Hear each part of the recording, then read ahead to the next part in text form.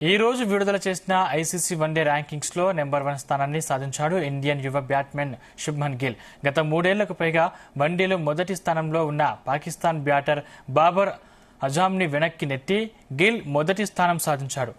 ఈ నెలలో ఇంగ్లాండ్తో జరిగిన సిరీస్లో గిల్ అద్భుతంగా రాణించడంతో 796 పాయింట్లతో నెంబర్ 1 స్థానానికి దూసుకెళ్లాడు.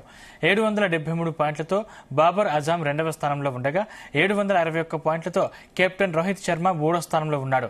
ఇంగ్లాండ్తో జరిగిన 3 వన్డేల సిరీస్లో గిల్ అద్భుతమైన ప్రదర్శన కనబరిచి 259 పరుగులు చేశాడు. మరోవైపు సౌత్ ఆఫ్రికాతో జరిగిన వన్డే సిరీస్లో బాబర్ అజామ్ ఘోరంగా విఫలమయ్యాడు.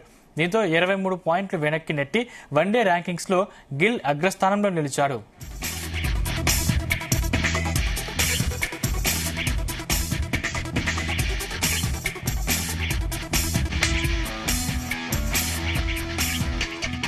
ఈ రోజు ప్రారంభమైన ఛాంపియన్స్ ట్రోఫీలో ఇండియన్ టీమ్ కి కెప్టెన్ గా రోహిత్ శర్మ కొనసాగుతుండగా వైస్ కెప్టెన్ గా గిల్ ఉన్నాడు.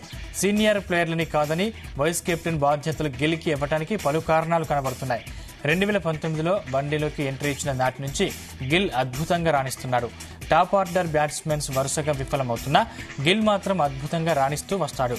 రైట్ హ్యాండ్ బ్యాటింగ్ చేసే గిల్ ఇప్పటి వరకు 50 వన్డేలలో 2587 పరుగులు చేశాడు.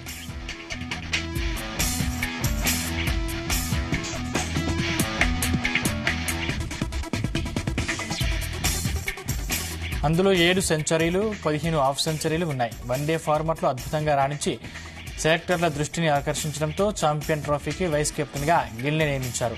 ఇండియన్ టీమ్ కి భవిష్యత్తులో ఎలాంటి ఇబ్బందులు కలగకుండా గిల్ ని వైస్ కెప్టెన్ గా నియమించి కెప్టెన్ రోహిత్ శర్మ సారథ్యంలో మెలకువలు నేర్పిస్తున్నారని తెలుస్తుంది.